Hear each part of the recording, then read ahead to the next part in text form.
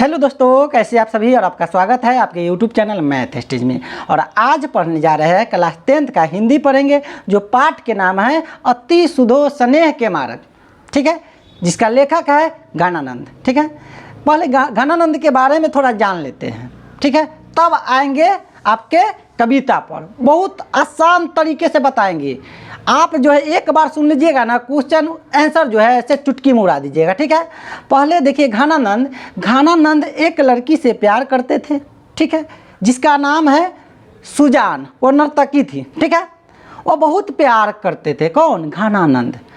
और वो जो नर्तकी थी, जो सुजान थी, उसकी जो प्रेमिका थी घनानंद के, इसको छोड़ के चल गई। घनानंद को धोखा दे दी। ठीक है, घनानंद को धोखा दे दी। एक बात या जान लीजिए, आप समझ लीजिए, जब कवि का दिल टूटता है तो वह काव्य लिखते हैं, अपने प्रेम के बारे में पूरा लिख देते हैं। और जब बकलोलवा सा के धोखा मिलता है, दिल टूटता है, तो क्या कहता है? मुझे पीने का शौक है नहीं, पीता हूँ गम भुलाने के लिए। ठीक है, ऐसा गाना गाता है। ठीक है, तो आज जो पढ़ेंगे पूरा प्रेम के बारे में पढ़ेंगे। ठीक है, घनानंद अपना पूरा दिल के बात बताए हैं। ठीक है, पहले घनानंद जी के बारे में थोड़ा हल्का जान लेते हैं। यहाँ समझिए, थोड़ा ध्यान से देखिएगा तब समझ में आएगा। एक बार कहानी सुनिएगा, ठीक, एक बार सुन लीजिए, वीडियो देख लीजिएगा ना, आपका क्वेश्चन आंसर चुटकी में उड़ा दीजिएगा। ठीक है, पहले घनानंद के बारे में जान लेते हैं। फर्स्ट में आपका देखिए, अति सुधो स्नेह के मार्ग पाठ का लेखक कौन है? तो घनानंद। ठीक है, जो घनानंद है ना, रीति मुक्त काव्य धारा के सिरमौर कवि हैं। ठीक है, इनका जन्म हुआ 1689 ईस्वी के पास हुआ है। 1689 ईस्वी के पास हुआ है। ठीक है, तथा 1739 ईस्वी में वे नादिर शाह के सैनिकों द्वारा मारे गए। ठीक है, कोई दिक्कत? इनका जन्म हुआ 1689 ईस्वी में। ठीक है, और 1739 में, ठीक है, नादिर शाह के सैनिकों द्वारा यह मारे गए। ठीक है, क्यों मारे गए ये आपको बताएंगे। ठीक है, लास्ट में देखिएगा, देखते रहिएगा। आगे आते हैं, ये तत्कालीन मुगल बादशाह मोहम्मद शाह रंगीले के यहाँ मीर मुंशी का काम करते थे। किसके यहाँ? शाह रंगीले के यहाँ मीर मुंशी का काम करते थे। कौन? घनानंद। कौन? घनानंद क्या चीज़ के काम करते थे? मीर मुंशी का। मीर मुंशी का। ठीक है, इसमें कोई दिक्कत? आगे आते हैं, यह अच्छे गायक और श्रेष्ठ कवि भी थे। अच्छे गायक भी थे, गाना भी गाते थे कि हम तेरे बिन अब रह नहीं सकते, तेरे बिना अब जीना कहाँ। किसके लिए? अपना प्रेमिका के लिए गाते थे, सुजान के लिए गाते थे। ठीक है, आज जो इसकी प्रेमिका घनानंद की प्रेमिका थी और नर्तकी थी, नाचती थी। ठीक है, आगे आते हैं। हम आपको बता दिए थे घनानंद सुजान नामक नर्तकी से प्यार करते थे। ठीक है, विराग होकर, दुखी होकर, जब उनको क्या मिला? प्यार में धोखा मिला, तब विराग होकर वे वृंदावन चले गए और वैष्णव होकर काव्य रचना करने लगे। उनको धोखा मिला, किसके? सुजान धोखा दे दी, और धोखा ही दी तो ये चल गए वृंदावन। कहाँ चल गए? वृंदावन। ठीक है, अब कहे कि हमको अब किसी पर भरोसा नहीं कि अब जो करेंगे तो ईश्वर करेंगे, और वहीं जाकर यह कविता लिखने लगे। कौन लिखने लगे? रसखान।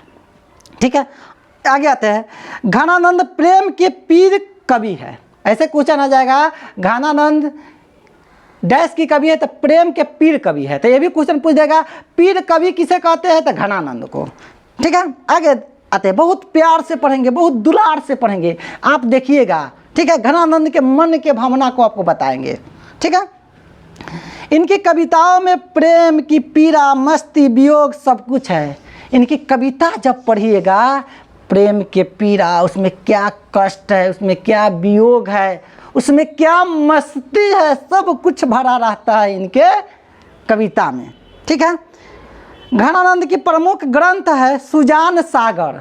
देखिए, घनानंद एक ग्रंथ लिख दिए जिनका नाम रख दिए सुजान सागर, अपना प्रेमिका के नाम से ही एक ग्रंथ का निर्माण कर दिए। इतना प्रेम करते थे। ये बकलोलिया धोखा दे दी, नाचने वाली न थी, दे ये सकती है। ठीक है, इसलिए किसी पर भरोसा ना कीजिए। ठीक है, आगे आते हैं। दूसरा है विरह लीला अरसकेली बली। ठीक है, ये आपका क्या है, घनानंद की क्या है, ग्रंथ है। आगे आते हैं। सन 1739 में जब नादिर शाह ने दिल्ली पर आक्रमण किया था, 1739 में नादिर शाह ने दिल्ली पर आक्रमण किया, तब उसके सिपाहियों ने मथुरा और वृंदावन पर भी धावा बोल दिया। देखिए, दिल्ली पर आक्रमण किया नादिर शाह के सैनिक ने। ठीक है, दिल्ली पर आक्रमण किया और मथुरा और जो वृंदावन दोनों पर वह धावा बोल दिया उसके सैनिक ने। ठीक है, नादिर शाह के सैनिक ने। ठीक, आगे आइए। बादशाह का मीर मुंशी जानकर घनानंद को भी उन्होंने पकड़ा। बादशाह के मीर मुंशी जानकर घनानंद को पकड़ लिया उसका सैनिक ने। क्या कर, नादिर शाह के सैनिक ने पकड़ लिया। अब आते हैं, पकड़ने के बाद क्या किया,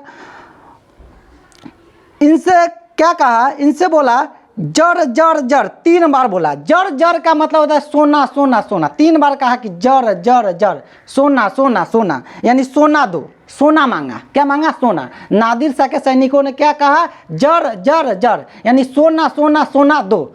अब देखिए घनानंद क्या बोले। घनानंद ने 3 मुट्ठी धूल ये कहते हुए दी, 3 मुट्ठी धूल लिया और ये कहते हुए दिया रज रज रज, यानी धूल धूल धूल। क्या कह दिया, वो सोना मांगा 3 बार, ये कहा धूल धूल धूल, 3 बार झोंक दिया। उसको गुस्सा आ गया, किसको, नादिर शाह के सैनिकों के, और इस पर क्रोध आकर सिपाहियों ने उसका वध कर दिया, मर्डर कर दिया। किसका, घनानंद के। ठीक है, अब आते हैं कहानी पढ़ते हैं। बहुत सुंदर से पढ़ेंगे, बहुत अच्छा से। अब का कहानी अब पढ़ेंगे। अब देखिए कहानी नहीं है, कविता का जो है भावार्थ पढ़ेंगे। ठीक है, कोई दिक्कत, ध्यान से सुनिएगा तब आपको है ना याद रहेगा। पहला टॉपिक के क्या नाम है, अति सुधो स्नेह को मार्ग है। ठीक है, अति सुधो, अति का मतलब अत्यंत, बहुत। सुधो का मतलब होता है सरल, सरल का मतलब होता है बहुत आसान। स्नेह का मतलब होता है प्रेम, मोहब्बत, प्यार को मार्ग के मतलब होता है रास्ता। कवि क्या कहते हैं, अति सुधो स्नेह के मार्ग का मतलब क्या होता है, अर्थ क्या होता है, जो प्रेम का रास्ता है एक अत्यंत सरल है, बहुत आसान तरीके से आप जा सकते हैं इस पर में। ठीक है, अगर दिल से किसी को प्रेम करते हैं तब। ठीक है, अब यहाँ पढ़ते हैं। अति सुधो स्नेह को मार्ग है जहाँ नेकू सयानप बाक नहीं। कह दिया कि अति सुधो स्नेह को मार्ग, जो प्रेम का रास्ता है बहुत सरल है, जहाँ नेकू, जहाँ तनिक सा, नेकू का मतलब होता है तनिक, थोड़ा सा भी, नेकू का मतलब क्या होता है, थोड़ा, तनिक, सयानप बांक नहीं, मतलब सयानप का मतलब होता है चतुराई, बांक का मतलब होता है टेढ़ापन नहीं। कहने का मतलब आप जो है प्रेम के मार्ग पर चल रहे हैं, प्रेम के रास्ता पर चल रहे हैं, उसमें कोई चतुराई नहीं है, कोई चतुराई नहीं है, कोई टेढ़ापन नहीं है। कहने का बात यहाँ समझिए, कवि का क्या भावना है कि आप जो है एक से प्रेम कर रहे हैं तो कोई तीसरा नहीं आना चाहिए। ठीक है, लेकिन अब के क्या है, प्रेम किसी और से, अब बतुआएगा किसी और से, लव यू किसी बोलेगा किसी और के, तो वो भावना नहीं होना चाहिए। आप एक से बात कर रहे थे, इक्के से बात कीजिए, 2-3 गोसा से बात नहीं कीजिए। कवि का कहना ई है। ठीक है, कोई दिक्कत। कहा आगे देखिए अगला क्या है, तहाँ सांचे चले तजी आप न पाओ झुझुक कह दिया कि जहाँ सच्चा प्रेम होता है, जहाँ कोई झिझक नहीं होता है, कोई भय नहीं होता है, कोई डर नहीं रहता है। ठीक है, कपटी जे निशाक नहीं है, जो कपटी होता है ऊपर निशाक नहीं, ऊपर शक ओकरा है, उस पर निशाक नहीं होता है। कपटी है ना, अच्छा से आपको प्रेम नहीं करता है, दूसरे के करेगा, आपका ना होगा ना ओकरो होगा। ठीक है, क्या कह दिया, तहाँ सांचे चले तजी आप न पाओ झिझके, आपका सच्चा प्रेम है तो आप झिझक नहीं सकते हैं। कपटी, कपटी माने कपट करने वाली, कपट करने वाला दोनों होता है। ठीक है, निशाक नहीं। आप जो है कपट कर रहे हैं तब प्रेम नहीं कर रहे हैं। आप जो एक से प्रेम कीजिए तो एक से, दूसरा नहीं आना चाहिए। ठीक है, आगे आते हैं। घन आनंद प्यारे सुजान सुनो। आप देखिए घनानंद कितना प्यार से बोल रहे हैं सुजान को। घनानंद, इनका नाम घनानंद बताते हैं। घनानंद ये सुजान है, सुजान इनकी प्रेमिका। ठीक है, बना देते हैं इसका बाल उल, ठीक है, लटका देते हैं स्टाइल वाली। ठीक, क्या बोल रहा है देखिए, घन आनंद प्यारे सुजान सुनो। प्यारे सुजान, धोखा दे दिया तो यूँ कह रहे प्यारे सुजान प्यारे सुजान सुनो। कितना रिस्पेक्ट, कितना आदर, कितना भाव से बोल रहे हैं कि घन आनंद। घन आनंद का मतलब घन आनंद खुद बोल रहे हैं कि प्यारे सुजान सुनो, कि हे मेरे प्यारे सुजान आप सुनिए, यहाँ एक तय दूसरों अंक नहीं, कि यहाँ जो है हमारे दिल में आप एक ही हैं, एक तय, तुम्हारे अलावा कोई नहीं, दूसरा अंक नहीं, दूसरा कोई नहीं आ सकता है। ठीक है, देखिए कितना सुंदर बात। घन आनंद प्यारे सुजान सुनो, हे मेरे प्यारे। घनानंद बोले कि हे मेरे प्यारे सुजान, यहाँ एक तय, यहाँ मेरे दिल में एक तू ही है, दूसरा कोई नहीं है। अब आगे आते हैं। तुम कौन दो पाटी पढ़े हो कहे तुम कौन पाठ पढ़ लिया है, कौन तुमको फेरा में रख दिया है, कौन पाठ तुम पढ़ ली है। कहो कहो मन लेहू पे देहू छटाक नहीं, ले लेती है मगर छटाक से न देती है। छटाक का मतलब थोड़ा भी न देती है। मेरा दिल ले लिया और उधर से भी दिल देना होगा, मतलब हम प्रेम जितना करते हैं और उतना तुम न करती है, यही अर्थ है। यही कहो मन लेहू पे देहू छटाक नहीं, कि हम इतना प्रेम आपसे कर रहे हैं लेकिन तुम थोड़ा सा भी नहीं कर सकती है। कितना रस है। देखिए क्या, कौन सा पाठ पढ़ ली हो तुम, कौन सिखा दिया है तुमको, क्या कितना प्रेम करते हैं घनानंद। अब आगे आते हैं, देखिए अब दूसरा टॉपिक में क्या है। मो अंशु वा निहिम लय बरसो, मतलब इस टॉपिक को पढ़ेंगे। इसमें बादल को बोल रहे हैं कि हे बादल आप जो है मेरे आंसुओं के उनके आंगन में बरसाइए। ठीक है, अब देखिए क्या है दूसरा अर्थ में, कि पर काजही देह को धारी फिरो सर्जन्य जथारत है दर्शो। कह रहा है कि हे बादल, हे मेघ, आप दूसरे के लिए क्या है, देह धारण करके बरसते हैं, दूसरा का निवारण करते हैं। ठीक है, क्या बादल को क्या बोल रहा है कि हे बादल आप दूसरे के हक के लिए बरसते हैं। ठीक है, पर काजही देह को मतलब दूसरे के लिए देह को धारण, धारी का मतलब धारण, फिरो परजन जथारथ दर्शो, मतलब उसकी भलाई के लिए। जथारथ का मतलब है भलाई, किसी के भलाई के लिए अब अपने देह को धारण करके बरसते हैं। अब नीचे देखिए, निधि निर सुधा की समान करो। निधि का मतलब होता है समुद्र, नीर का मतलब होता है जल, यानी समुद्र के पानी के सुधा के समान करके।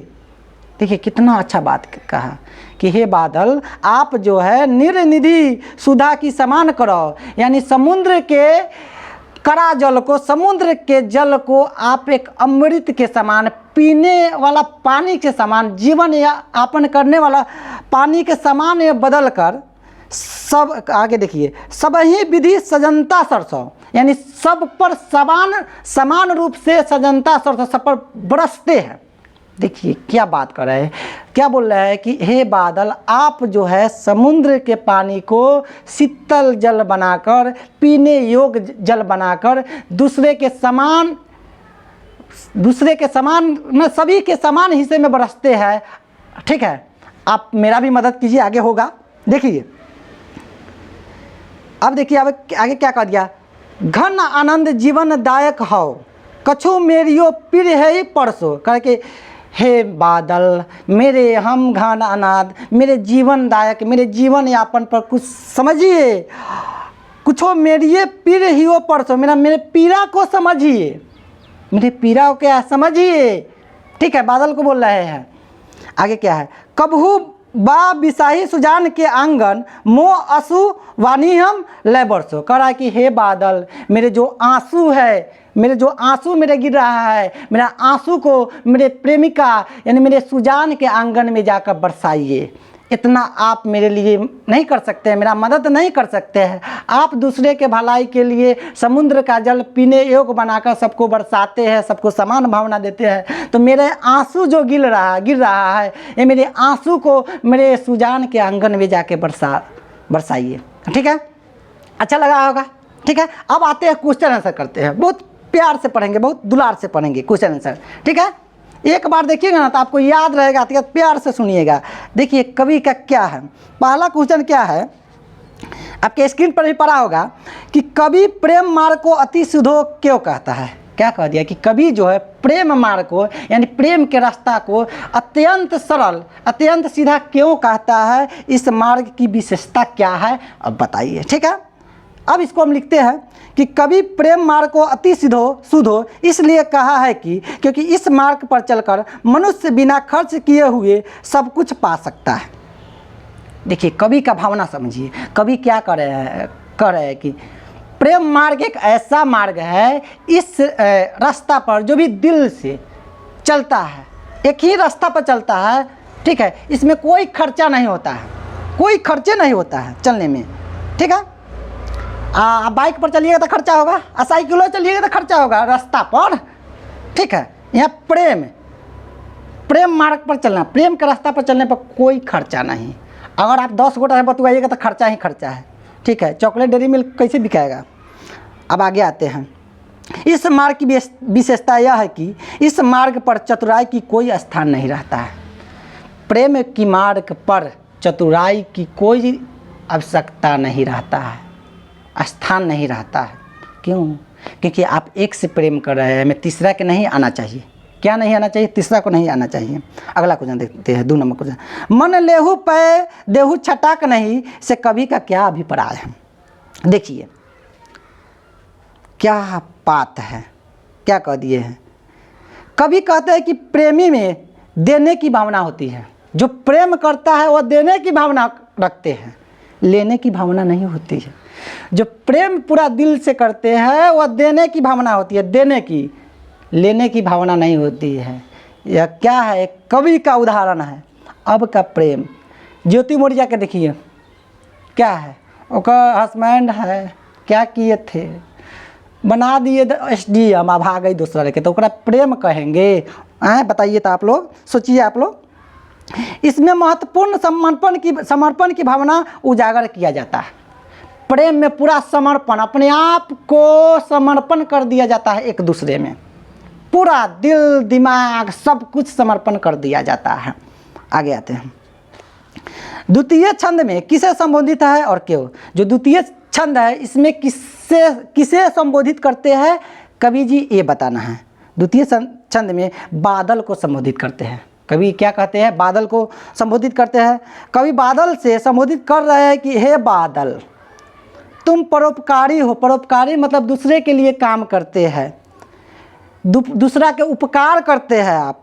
जिस प्रकार सागर के जल को अपने माध्यम से जीवनदायिनी जल के रूप में वर्षा करती हो, उसी प्रकार मेरे आंसुओं को उस प्यारे सुजान के आंगन में बरसाओ। दूसरे छंद में क्या कहती है, हे बादल, आप जो है समुद्र के जल को पीने योग्य बनाते हैं, जीवन दायिनी बनाते हैं, वैसे ही मेरे इस आंसू को उस सुजान के आंगन में बरसाओ, या बरसा कर मेरा मदद कीजिए, कष्ट का निवारण कीजिए। कहने का मतलब ये है, वाणी पर जाइए, मतलब भावना पर जाइए, लेखक के क्या कहना चाहते हैं। अब आते हैं, ठीक है। उसी प्रकार मेरे आंसुओं को उस प्यारे सुजान के आंगन में बरसाओ, जाइए बरसाइए, बादल जी को बोल रहे हैं। चलिए आगे। 4 नंबर क्वेश्चन क्या कह दिया, परहित के लिए देह कौन धारण करता है। परहित का मतलब दूसरे के लिए देह कौन धारण करता है, तो परहित के लिए देह मेघ धारण करता है। परहित के लिए कौन देह धारण करता है, मेघ। मेघ परोपकारी होता है, घूम घूम कर लोकहित के लिए बरसता है। यानी दूसरे के लिए, दूसरे के हित के लिए देह कौन धारण करता है, मेघ, ठीक है। वह दूसरे के हित के लिए बरसता है। अगर न बरसेगा तो रहेगा, पृथ्वी रहेगा नहीं रहेगा, ठीक है। लोक हित के लिए बरसता है। अब देखिए 5 नंबर क्वेश्चन देखिए, ये भी बहुत प्यारा है क्वेश्चन है। कवि कहाँ अपने आंसुओं को पहुँचाना चाहता है और क्यों? देखिए इसको बहुत प्यार से लिखेंगे, बहुत दुलार से लिखेंगे। क्या है? कवि अपने आंसुओं के उन सज्जनों के आंगन में पहुंचाना चाहता है जहां प्रेम की वर्षा होती है। कवि अपने आंसुओं के उस सज्जनों के आंगन में पहुंचाना चाहता है जहां प्रेम की वर्षा होती है। चाहे ऐसे भी लिख सकते हैं, कवि अपने आंसुओं के उस सुजान के पास, अपने प्रेमिका के पास पहुंचाना चाहते हैं जहां वह अपने कष्ट को निवारण दूर करने की कोशिश करते हैं और बादल से विनती करते हैं कि हे बादल, मेरे जो पीड़ा है, मेरा जो आंसू है, मेरे सुजान के आंगन में पहुंचा दो। ठीक है, ये भी लिख सकते हैं। और जो ये भाषा ये भी लिख सकते हैं हम। सजनों का हो, सजन का मतलब जो प्रेम करते हैं। ठीक है, कवि का भावना क्या है? सजन। सजन का मतलब जो भी प्रेमी है उसका नाम रख दिया सजन। ठीक है, और दिल से करते हो करा, और जो 10 गो से बतुआता है ओकरा सजन थोड़ी कहेंगे। ठीक है, कवि के अनुसार। ठीक, तो कवि अपने आंसुओं को उन सज्जनों के आंगन में पहुंचाना चाहता है जहां प्रेम की वर्षा होती है। कवि कहते हैं कि हे परोपकारी मेघ, मेरा पीड़ा, मेरा कष्ट हमारे प्यारे सुजान के आंगन तक पहुंचाने में मदद कीजिए। क्या कहे? हे मेघ, हे बादल, मेरे आंसू को, मेरे कष्ट को, मेरे पीड़ा को, ठीक है, जो भी है मेरे सुजान के आंगन तक पहुंचाने के कष्ट करें। ठीक है, इसी के साथ आपका जो ये पाठ है समाप्त हुआ। आप हंसते रहिए, मुस्कुराते रहिए और गाते रहिए। मिलते हैं अगला वीडियो में, जब तक धन्यवाद।